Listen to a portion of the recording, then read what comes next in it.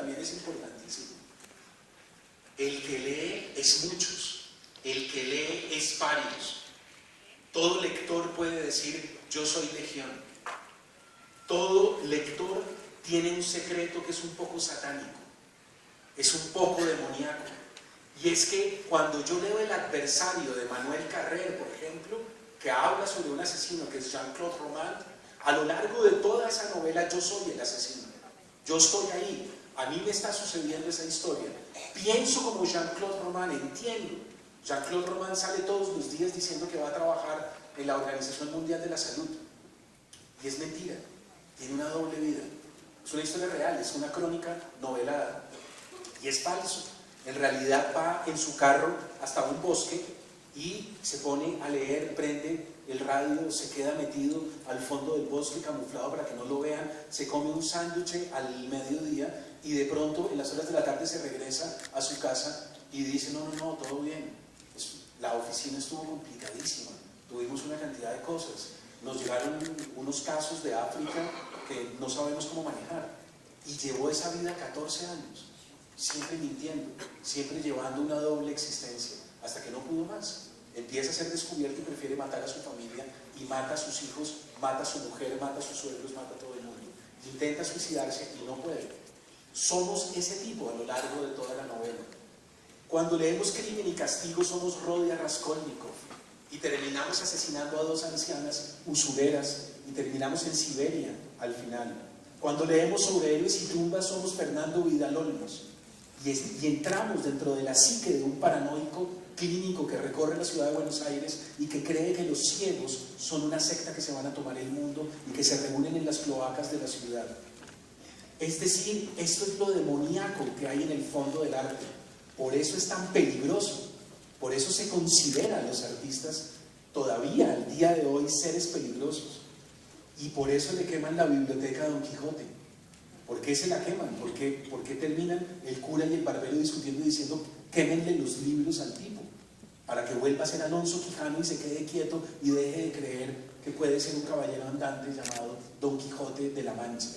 Los libros nos sacan de nosotros. Esa es la fuerza secreta y esa es toda la reflexión que va incorporada al interior de Paranormal, ¿verdad? No pierdo nunca a lo largo de todo el libro ese eje particular.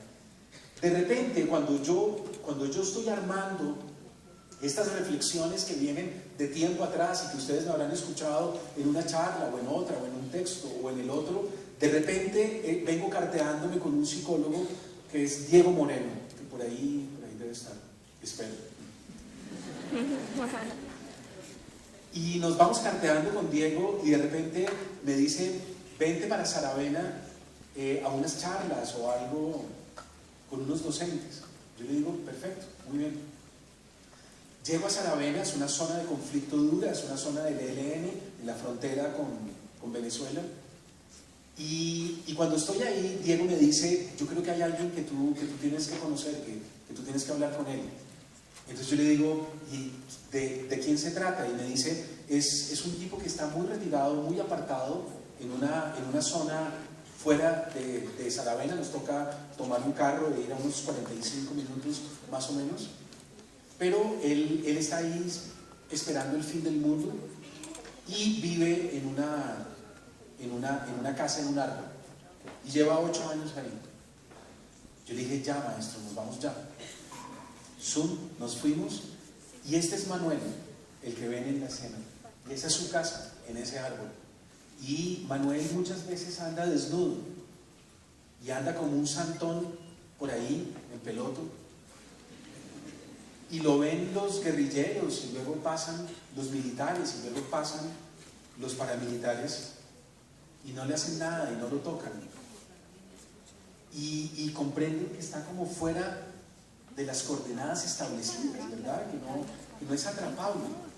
Pero lo increíble es que ayer hablando con Diego me dijo algo que yo había olvidado, y era que en algún momento también cuando él llegó a este extraño lugar, Manuel le dijo, oye, ¿por qué te pican tanto los zancudos, los bichos? Déjame y yo controlo para que no te piquen tanto. Como si pudiera hablar con los insectos. el señor de las moscas. Y me aseguraba Diego que en efecto, de pronto misteriosamente a la siguiente vez ya no lo picaban y los insectos parecían hacer caso.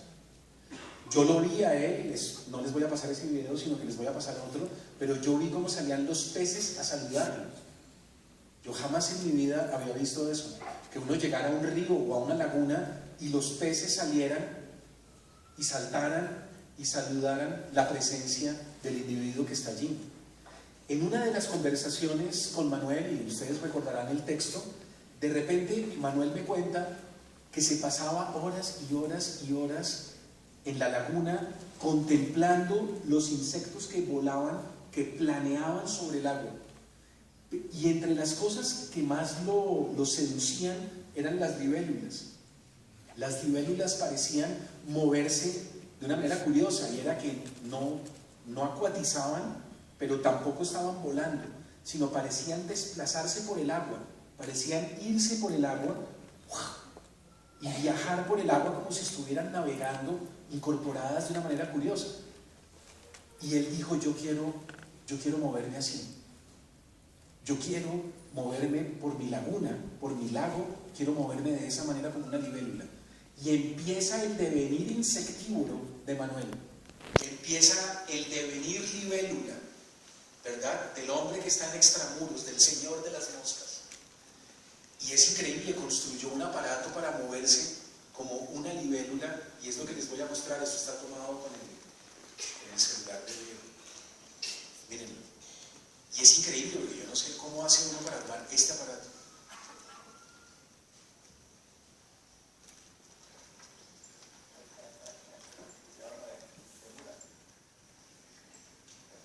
Listo, Manuel.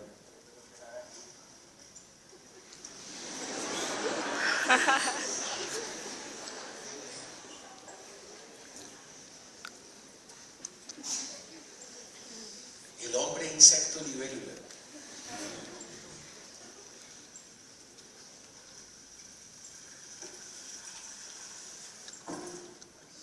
Es increíble. Yo creo que lo ponen a uno a hacer ese aparato, pasan 10 años y uno no lo logra. ¿Verdad? Eso es regalo. Entonces, ese fue como el primer destello.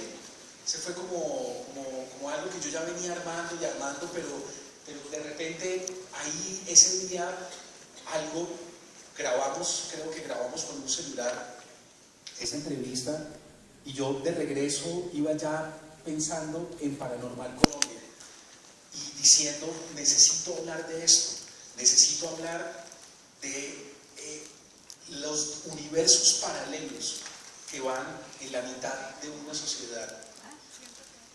Estudio mucho a lo largo de meses, me encuentro notas mías sobre magos y hechiceros del siglo XX.